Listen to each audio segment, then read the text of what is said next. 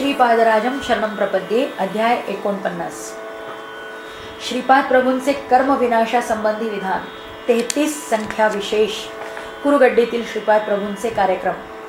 श्रीपाद प्रभू एकदा म्हणाले, शंकर भट्टा, आपण अग्निविद्येचे अनुष्ठान करतो. अग्नीची उपासना करणे हे श्रोत्रियाचे लक्षण आहे. तुझी अग्नि उपासना म्हणजे प्रज्वलित शेगडीवर स्वयंपाक करण्यासारखी आहे. यावर मी प्रभूंचा जय जयकार करून म्हणालो, महाराज, माझ्यानंतरही ही शेगडी अशीच प्रज्वलित राहिली पाहिजे. यावर श्रीपाद प्रभू म्हणाले, तुझ्या शेगडीतील अग्नीत स्वतःची शक्ती नाही. माझ्या योगशक्तीने या शेगडीवर केलेला स्वयंपाक प्रसाद रूप होऊन भक्तांचे दैन्य दुःख हरण करीत आहे. ही शेगडी अजून 9 वर्षांपर्यंत प्रज्वलित राहील. यावरून मी 30व्या वर्षी गुप्त होईन असे सूचित होते. त्यानंतर 3 वर्षे तेजस स्वरूपात राहून श्रद्धावान भक्तांना प्रकाशपुंज स्वरूपात दर्शन देईल. तेव्हा मी 33 वर्षांचा होईल. योग्यांच्या जीवनात 33व्या वर्षी अनेक बदल घडून येतात. पाठीच्या मणक्याच्या हाडाची संख्या 33च असते. रुद्रगणांची संख्या 33 कोटी आहे. श्रीपाद प्रभू पुढे म्हणाले, आपला अग्नियज्ञ यानंतर सुद्धा सुरूच राहील. कर्मांना स्थूल रूप देऊन दग्ध करण्याचे प्रतीक म्हणून अग्नीची आराधना करायची असते. भक्तांचे कर्म स्थूल रूप घेण्यापूर्वी सूक्ष्म रूपात असते. त्यापूर्वी कारण रूप देह हा कारण शरीरात असतो. त्यामुळे 33 वर्षे उलटल्यावर अशा प्रकारची अग्निपूजा करण्याची मला गरज नाही. त्यावेळी माझ्या आश्रितांची सूक्ष्म शरीराला आणि कारण शरीराला चिकटलेली पापकर्मे मी माझ्या योगाग्नीने दग्ध करून टाकेन. पण माझे 30वे वर्ष पूर्ण होईपर्यंत ही शेगडी प्रज्वलित राहिली पाहिजे. त्यानंतर माझे भक्त येऊन स्वतःच आपल्यासाठी स्वयंपाक करून आपली क्षुधा तृप्त करतील. असे 3 वर्ष चालेल. त्यानंतर स्थूल रूपात अग्निपूजा करण्याची आवश्यकता नाही. मी पृथ्वी यज्ञाचा प्रारंभ केला आहे. तो यशस्वीरित्या चालू आहे. तसेच जलयज्ञाची देखील मी सुरुवात केली आहे. तो सुद्धा भव्य रीतीने सिद्धीस जात आहे. आता अग्निपूजा आणि अग्नियज्ञाची मी सुरुवात केली आहे. तो यज्ञसुद्धा निर्विघ्नपणे चालू राहील. समस्त जीवराशीतील अग्निस्वरूप माझेच आहे. सर्वांचे शुद्धीकरण मीच करतो. सर्वांचा नाश करणारा सुद्धा मीच आहे. पंचतत्वांशी संबंधित यज्ञाबद्दल माझ्या इतकी माहिती कोणालाच नाही. मी या निष्कर्षास पोचलो की श्रीपादांच्या लीला विधानांबद्दल विचार करणे व्यर्थ आहे. एके दिवशी एक नवदाम्पत्य श्रीपाद प्रभूंच्या दर्शनासाठी आले होते. त्या दोघांना प्रभूंनी पंचदेव पहाडावरील दरबारात राहण्याची आज्ञा केली. 2 दिवसांनी तो युवक गतप्राण झाला. श्री महागुरु दयाघन असून अनेक आशीर्वाद देऊन ते त्याला वाचवतील असा विश्वास त्यांना होता. परंतु स्त्रीला असह्य असणारे वैधव्य त्या नववधूला प्राप्त झाले. त्या नवविवाहित दाम्पत्याचे नातेवाईक पंचदेव पहाडावर आले. त्या शवाचे दहन करावे वा करू नये अशा द्विधा मनस्थितीत ते होते. श्रीपाद प्रभूंच्या आज्ञेशिवाय तो मृतदेह पंचदेव पहाडावरील दरबाराच्या बाहेर नेता येणे शक्य नव्हते. त्या नववधूला बघून ती शोक देवता असल्यासारखे वाटत होते.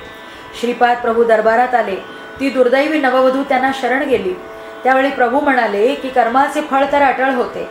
यावर ती नववधू मोठ्या श्रद्धायुक्त भावाने म्हणाली, खरोखरच जर जड कर्मातच माझ्या पतीला यमसदनी पाठविण्याचे सामर्थ्य असेल तर कर्मालाच देवतेचा दर्जा देऊन देऊळ बांधून त्याची पूजा करणे अधिक चांगले होईल. मी तर असे ऐकले आहे की जाणीवेचा महामेरू असलेला चैतन्य स्वरूप अग्निवस्त्रे परिधान करणाऱ्या अग्नीचे मूर्त स्वरूप असलेल्या श्रीपाद प्रभूंसाठी अशक्य असे काही नाही. कृपा करून या अभागी स्त्रीला मंगल्याची भिक्षा देऊन संतुष्ट करावे. त्या नववधूला श्रीपादांच्या कारुण्यपूर्ण स्वभावावर दृढ विश्वास होता. मृत जीवास जीवनदान. श्रीपाद प्रभू म्हणाले, विश्वास फलदायकम. माझ्यावर असलेल्या तुझ्या दृढ विश्वासाने तुझा पती निश्चितच जिवंत होईल. कर्मसिद्धांताच्या विरुद्ध होणार नाही असा एक उपाय तुला सांगतो.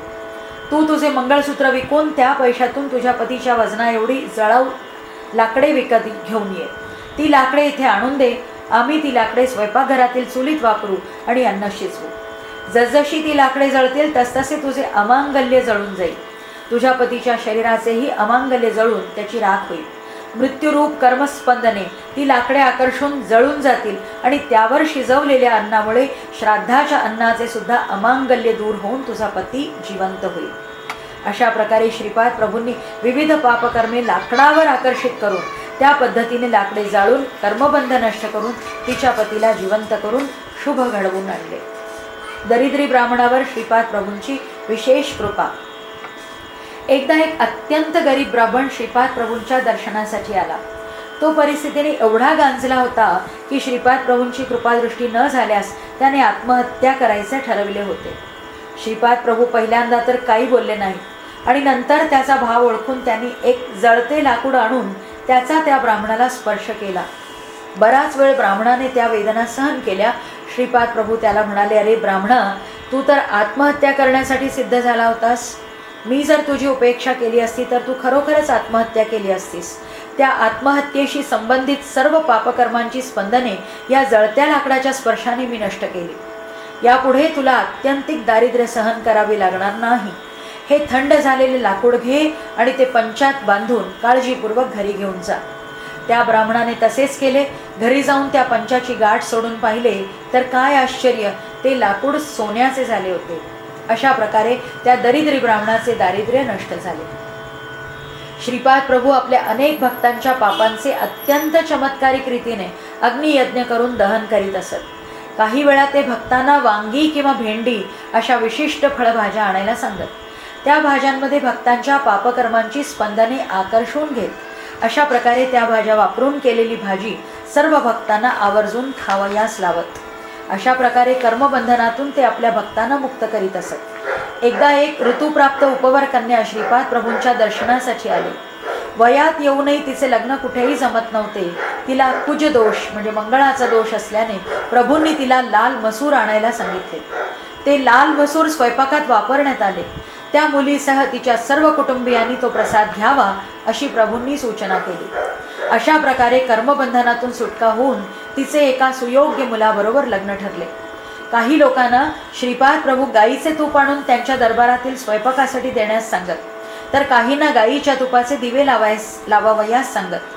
घरात अत्यंत बिकट परिस्थिती असल्यास किंवा कन्येच्या विवाहासंबंधी अडचणी असल्यास त्यांना श्रीपाद प्रभू दर शुक्रवारी राहू काळाच्या वेळी म्हणजे सकाळी 10:30 ते 12 अंबिकेची पूजा करण्यास सांगत. श्रीपाद प्रभूंचा एक भक्त एकदा खूप आजारी होता. प्रभूंनी त्याच्या खोलीत एरंडाच्या तेलाचा दिवा लावून तो सतत तेवत ठेवण्यास सूचना दिली. तो दिवा रात्रभर कोणत्याही परिस्थितीत विझावयास नको असे त्यांना बजावून सांगितले. असे केल्यावर तो भक्त लवकरच रोगमुक्त झाला. एका भक्ताची आर्थिक परिस्थिती अत्यंत बिकट होती. त्याला श्रीपाद प्रभूंनी 8 दिवस गाईच्या तुपाचा दिवा अखंडपणे तेवत ठेवण्यास सांगितले. असे केल्यानंतर त्यांच्या घरात लक्ष्मीचा वरदहस्त प्राप्त झाला. अशा कितीतरी नाविन्यपूर्ण पद्धतीद्वारा श्रीपाद प्रभूंनी आपल्या भक्तांना त्यांच्या पापकर्मापासून सोडविले. या सर्व पद्धती समजून घेणे सामान्य मानवाला शक्य नाही. श्रीपाद श्रीवल्लभांचा जय जयकार असो. अध्याय 49 समाप्त.